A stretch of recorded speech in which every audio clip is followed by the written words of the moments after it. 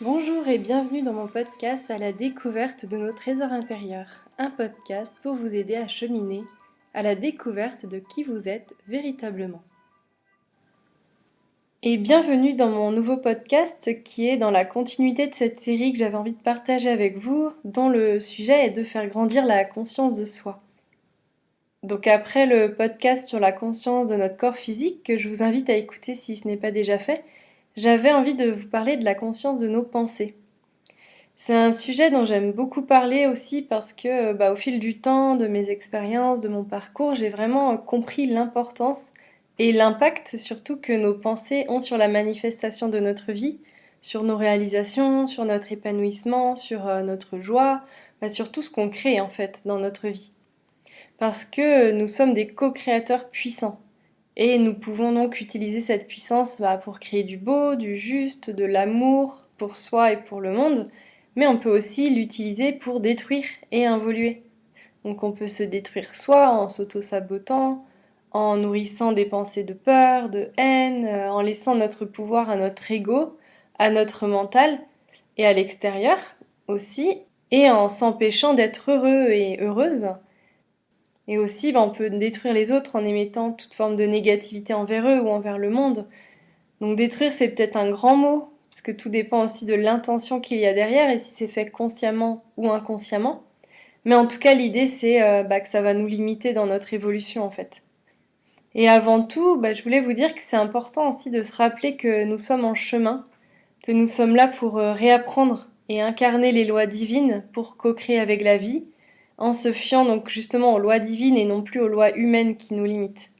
Parce que le monde dans lequel nous vivons, il porte beaucoup de souffrance, de disharmonie, de dualité, et nous nous sommes adaptés à ce monde, donc la souffrance, la douleur, le mal-être, la négativité, c'est devenu une normalité, alors qu'à l'origine de l'être humain, ça ne l'est pas. À l'origine, nous étions conscients de ce pourquoi nous étions incarnés, de notre rôle, de notre lumière, de notre unicité aussi, et nous avions conscience que nous étions là pour expérimenter la matière, pour apprendre à maîtriser nos émotions, nos pensées, à évoluer à travers nos 5 sens, et nous étions vraiment dans une co-création à chaque instant. Mais l'ombre, les forces involutives, avaient pris le contrôle de notre planète pendant très longtemps, et là, en ce moment, les choses sont en train de changer, en fait. Heureusement. C'est en train de tourner aujourd'hui, et c'est pour ça qu'on parle beaucoup de nouveaux mondes, de nouveaux paradigmes, parce que notre Terre ascensionne. Et nous sommes donc emmenés à ascensionner avec elle, vibratoirement, à faire grandir notre lumière et donc notre conscience. Donc ça passe par la conscience de nos pensées. Et nous avons toutes et tous un rôle à jouer dans ce qui est en train de se passer sur Terre à l'heure actuelle. Voilà pour cette petite introduction. Mais voilà, pour vous parler des pensées, justement, on a entre 12 000 et 60 000 pensées par jour. Il y a 80% ou 80% qui sont négatives et 95% ou 95% qui sont les mêmes que la veille. Alors on a plusieurs types de pensées. On peut les catégoriser en quelque sorte. Il y a les désirs donc qui sont en lien avec le futur, avec ce qu'on a envie de vivre, de créer. Il y a les pensées d'organisation, de planification. Donc je fais ma liste de courses, qu'est-ce que je vais faire pour mes prochaines vacances, comment j'organise ma journée, etc. Il y a aussi les souvenirs du passé, donc qui peuvent être positifs, nous faire ressentir de la joie, du bonheur, mais qui peuvent aussi être associés à des regrets, à de la culpabilité, de la souffrance. Il y a aussi les pensées de jugement de soi, des autres, du jugement de la société en général. Il y a aussi les pensées d'analyse. Donc voilà pour les catégories un peu de pensées. Et souvent, on n'a pas conscience de l'impact de nos pensées. On ne se rend pas compte à quel point elles sont créatrices et nous impactent autant qu'elles impactent le monde. Il y a Anne Givaudan, que vous connaissez peut-être. Elle disait que ce ne sont pas les pollutions écologiques là qui impactent le plus notre planète, mais ce sont les pollutions liées aux pensées négatives qui forment comme un grand nuage sombre qui nous plombe en fait au-dessus de nous. Et on a juste à observer comment on se sent quand on est avec des personnes ultra négatives qui broient tout le temps du noir, et quand on est avec des personnes qui sont joyeuses, positives, qui nous font rire, on voit tout de suite la différence. Et on va pas avoir la même énergie ni être dans le même état d'esprit à la fin de l'échange avec la personne. Donc rien que ça déjà, on peut voir l'impact de nos pensées, de ce qu'on émet comme énergie. Et de par ces forces involutives dont je vous parlais, on a été restreint en fait dans l'expression de nos capacités, de nos dons, de notre lumière, et on emporte les mémoires. On a aussi été manipulés sur plusieurs plans, hein, et donc il nous était difficile de sortir de certains conditionnements, de certains schémas, de certaines pensées, et ça l'est encore pour beaucoup aujourd'hui parce qu'on peut être comme pris dans un engrenage et on n'a pas conscience de nos pensées et de leur impact. On n'a pas conscience qu'on est dans un étau en fait qui nous empêche d'être nous-mêmes. Et donc c'est important aussi de ne pas culpabiliser par rapport aux pensées négatives et limitantes que l'on émet parce que c'est facile d'avoir ces pensées et si on a toujours baigné dedans en plus, voilà, ça revient très facilement. C'est quelque chose qu'on connaît donc ça nous est familier. Et bien sûr, ça demande du courage de modifier ses pensées parce que ça ne se fait pas en un jour. Ça demande de la volonté, de la discipline, de la persévérance, parce qu'on retombe vite dans nos vieilles habitudes. Et le monde ne nous facilite pas la tâche en plus, parce qu'avec tout ce qui est diffusé dans les médias, avec voilà toutes les conversations que l'on peut entendre sur tout ce qui se passe dans le monde actuellement, c'est pas très joyeux quoi. Et je sais pas vous, mais pour ma part en tout cas, pendant longtemps, là je le ressens beaucoup moins maintenant parce que j'y travaille tous les jours en fait, et ce depuis des années. Mais j'avais cette sensation de lutter en fait, de devoir me forcer et garder le cap pour maintenir des pensées qui nourrissent mon âme, des pensées évolutives. Et je me rends compte avec le recul là qu'il y a quelques années, je nourrissais beaucoup de pensées négatives, beaucoup de croyances limitantes, beaucoup de pensées d'auto-sabotage, de peur, etc. Et ça me desservait dans mon évolution. Mais ce qui est chouette, et ce dont je suis très reconnaissante aujourd'hui, c'est d'en avoir pris conscience et d'avoir fait le choix de modifier ces pensées pour me créer une vie alignée et me réaliser et non plus rester dans ces pensées limitantes qui ne m'aident pas du tout en fait, mais qui sont là pour me dire qu'il y a des mémoires qui ont justement besoin d'être transmutées derrière. Et ça demande vraiment de sortir des cadres que l'on s'est mis, que notre famille, que la société nous a mis, pour oser dégommer tout ça et pour oser dégommer tout ce qui ne nous correspond pas en fait. Pour aller observer et guérir ce qu'il y a derrière nos pensées. Et d'ailleurs, pour la petite anecdote, j'avais une grande peur, qui est très personnelle, donc je vais pas aller dans les détails, mais j'ai tellement nourri cette peur, je me focalisais tellement sur ce que j'appréhendais vraiment, que la situation a fini par arriver. Et sur le moment, ça m'a fait vraiment mal, c'était dur et j'ai ressenti comme mon cœur qui se fissurait. Et je m'en suis voulu parce que je savais qu'en nourrissant ces peurs, ça allait finir par arriver. Mais c'était plus fort que moi. J'arrivais pas à maîtriser suffisamment mes pensées à ce moment-là. Et maintenant, je remercie cette expérience parce qu'elle m'a permis de renforcer ma maîtrise. En tout cas, elle y a contribué. Elle m'a aidé à guérir des parts de moi qui étaient blessées, mes insécurités, qui se sont manifestées justement par ces peurs. De commencer à me choisir aussi, à faire de moi ma priorité au lieu de me focaliser sur l'extérieur et être dans l'attente et dans la peur. Et je vous dis ça parce que ça m'a aussi appris à prendre conscience de la puissance de ce que je crée avec mes pensées. Et c'est juste incroyable. Et en fait, l'univers, il est toujours d'accord avec nous. Donc il va toujours répondre à ce que l'on croit, à ce que l'on émet comme vibration. Donc si on émet des pensées de peur ou des croyances que l'on ne va pas y arriver, par exemple, eh bien il va nous faire vivre ces expériences qui vont confirmer cela. Et alors on va se dire qu'on a raison, on va tourner en rond comme le hamster dans la roue. Par exemple, si je crois que je ne suis pas capable d'y arriver, la preuve c'est que j'ai plein d'obstacles sur mon chemin qui m'empêchent d'y arriver, alors je continue de nourrir ces pensées. Au lieu de me dire, ok, quelles sont ces pensées qui me limitent, de quoi j'ai peur, quels sont mes besoins derrière mes peurs. En fait, toujours observer ce qu'il se passe à l'intérieur de moi, c'est essentiel, puisque tout part de soi, et l'extérieur est le reflet de notre réalité intérieure. Et parfois, c'est pas facile de se dire ça parce que l'extérieur n'est pas très chouette et c'est pas vraiment la réalité qu'on a envie de vivre, mais c'est la réalité qu'on a besoin de vivre pour justement apprendre, pour grandir. Et c'est à chaque fois des opportunités pour ça, pour s'élever, pour évoluer et pour libérer en fait ce qu'on n'a plus besoin de nourrir en nous. Donc c'est pas des punitions, mais c'est juste que c'est pas encore la bonne vibration qu'on émet. Et c'est important de toujours se dire aussi que chaque jour on grandit davantage en conscience et que plus on avance sur notre chemin, plus nous sommes dans la maîtrise de nos pensées, de nos actes, de nos émotions, de nos mots. Et n'oublions pas aussi que nous avons des millénaires, voire plus même, de mémoire, de conditionnement, de souffrances qui sont à nettoyer. Donc soyons indulgents aussi envers nous-mêmes. Il y a des jours où on va pas être très positif, on va nourrir beaucoup de négativité, et c'est ok. Le tout, c'est de pas y rester, en fait, de ne pas se laisser envahir par notre mental et de reprendre vraiment notre pouvoir. Laisser à notre âme l'espace pour reprendre le pouvoir. Et aujourd'hui, on vit une grande période de transformation. Et cette incarnation, elle est vraiment importante parce que nous sommes emmenés à évoluer en conscience, à reprendre conscience que nous sommes des co-créateurs, que chacune de nos pensées émet une vibration qui a non seulement donc un impact sur nous, sur notre vie, mais aussi sur les autres, sur le monde, parce que nous sommes toutes et tous liés. Et là, avec les vibrations qui augmentent, avec l'ascension vibratoire de la Terre, et donc la nôtre, notre ascension vibratoire, eh bien nos pensées se manifestent très rapidement. Et si nous ne sommes pas alignés entre nos pensées, nos paroles, nos actes, nos émotions, on va le ressentir direct et ça va pas être très agréable. Peut-être que vous l'expérimentez aussi d'ailleurs. Et là, nous évoluons vraiment dans un monde de conscience.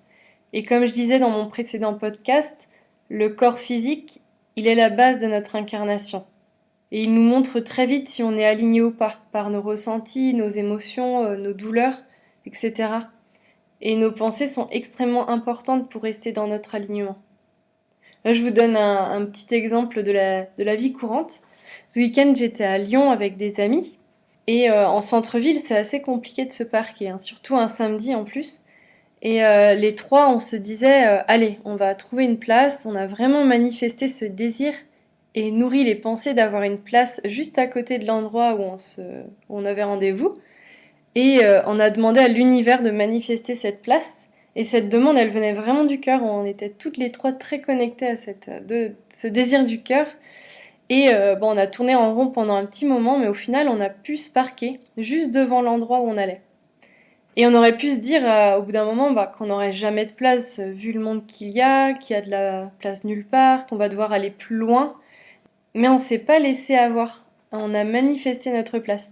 Et ça, c'est un exemple de la vie courante, mais si on prend un autre exemple qui peut être lié à un projet, par exemple, qu'on a en tête, ce projet nous tient vraiment à cœur, on a vraiment envie qu'il se réalise, alors on va nourrir ce projet, on va vouloir mettre en place un plan d'action pour commencer à agir. Et ce projet, il nous met en joie quand on y pense. Seulement, on a cette croyance que ce projet, il est trop beau pour y arriver, que nous n'avons pas les compétences pour le réaliser, qu'il nous faut tant d'argent et qu'on l'aura jamais. Et tout ça, ce sont des pensées qu'on va nourrir et qui vont revenir à chaque fois qu'on va penser à notre projet.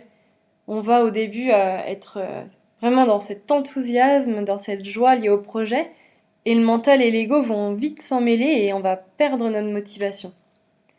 Et alors, on peut se décourager, on peut laisser tomber notre projet, sauf si on décide que nous sommes maîtres de notre vie, que l'on choisit d'aller explorer ce qu'il y a derrière nos pensées limitantes, quels sont nos besoins, nos désirs, et peut-être que derrière ces pensées, on a besoin de soutien, on a besoin d'être reconnu, d'être encouragé, d'avoir plus de clarté, et on va tout faire pour répondre à nos besoins, que ce soit en allant chercher des ressources à l'intérieur, ou alors en demandant du soutien à l'extérieur.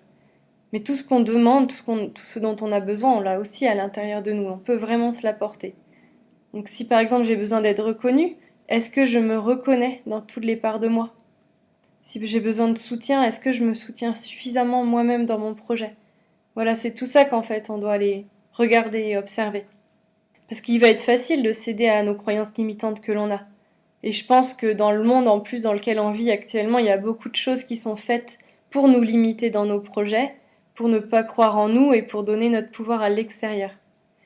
Mais moi, je pense sincèrement que si on a une idée d'un projet qui nous fait vibrer, qui nous donne de la joie, qui nous nourrit, c'est que notre âme, elle est venue pour créer cela.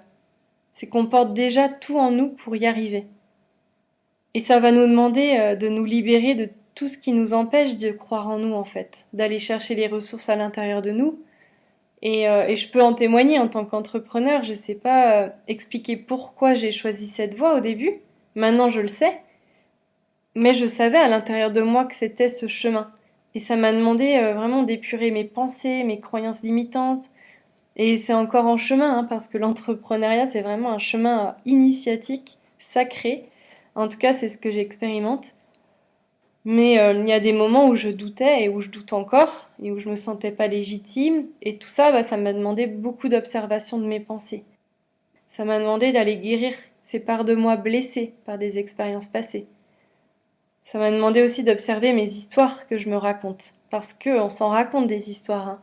On se fait beaucoup de films dans notre tête. On imagine souvent le pire scénario, la pire catastrophe. Et je pense d'ailleurs qu'on ferait d'excellents réalisateurs, hein, les êtres humains. Parce que, en fait, nous sommes les réalisateurs de notre vie. Sauf que c'est dommage d'être réalisateur et de se réaliser une vie dans laquelle on ne se sent pas bien, dans laquelle on ne se réalise pas justement, alors qu'on a ce pouvoir en nous de réaliser. Lorsqu'on se reconnecte à ce pouvoir de créateur de notre vie, on se dit que tout est possible et que rien ne peut nous arrêter excepté nos pensées et nos croyances. Et à partir du moment où on a conscience de cela, on peut tout faire. On peut tout créer si cela est juste et aligné à ce pourquoi nous sommes venus nous incarner.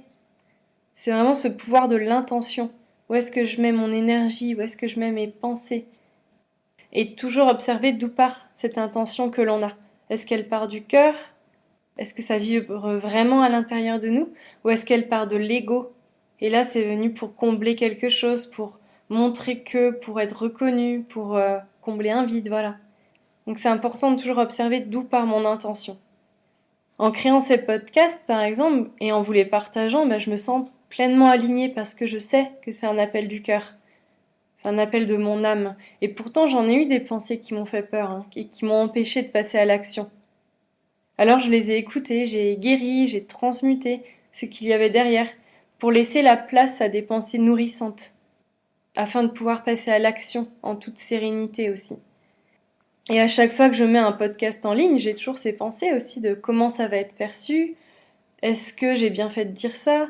Et puis je me rappelle que ce que je transmets, c'est mon âme qui le transmet. Que même si c'est pas parfait, ça vient du cœur, et que la façon dont c'est reçu, ça ne m'appartient pas, parce que je sais que c'est juste pour moi. J'avais envie aussi de rebondir sur quelque chose parce qu'on entend beaucoup le fait de nourrir des pensées positives, faire des affirmations tous les jours pour se créer un bon mindset.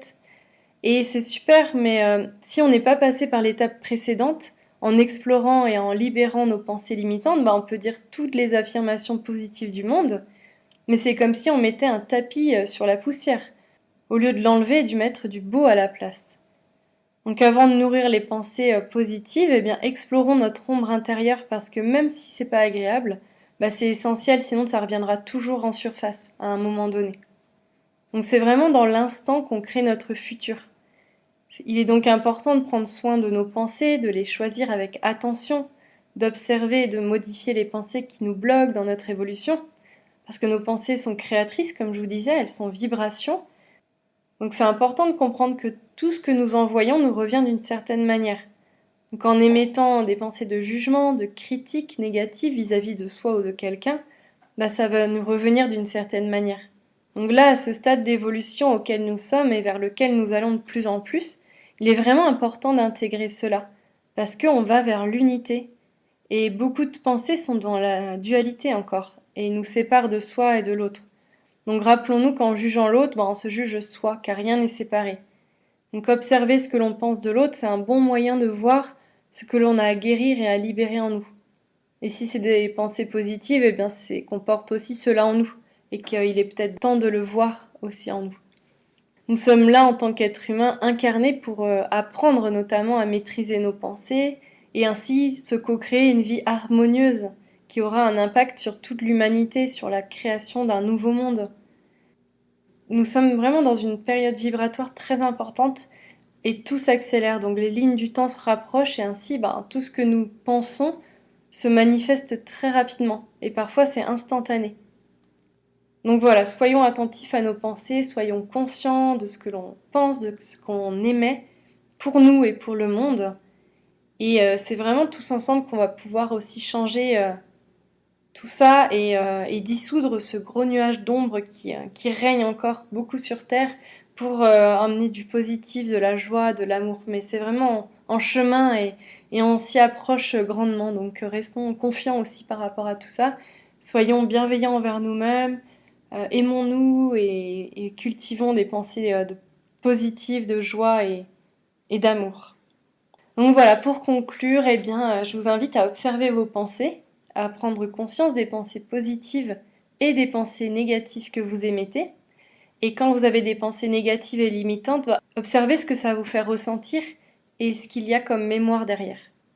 C'est ainsi que l'on reprend notre pouvoir et la maîtrise de notre vie. Voilà, on arrive à la fin de ce podcast. J'espère vraiment qu'il vous a plu et qu'il vous a parlé. Je vous remercie de m'avoir écouté. Je vous invite à liker ma vidéo, à vous abonner, à partager autour de vous si ça vous a plu, à me laisser des commentaires aussi si vous en avez envie. Et en attendant de vous retrouver prochainement, eh bien, je vous souhaite de merveilleuses fêtes de fin d'année parce qu'à l'heure où j'enregistre ce podcast, nous sommes le 20 décembre et donc les fêtes approchent. Et si vous m'écoutez après, eh bien, je vous souhaite une merveilleuse année et profitez de chaque instant que la vie vous offre. Voilà, je vous souhaite une merveilleuse journée ou soirée et je vous dis à très vite. Pour me retrouver, je vous invite à aller sur mon site internet tiffainconant.com. Vous pouvez aussi me retrouver sur Instagram à l'adresse o-ange-veuvet. Je vous mets le lien dans la description. Et vous pouvez aussi vous inscrire à ma newsletter que j'envoie tous les mois pour transmettre de belles énergies. Vous pouvez vous inscrire directement depuis mon site internet. Je vous souhaite une merveilleuse journée ou soirée et je vous dis à très vite.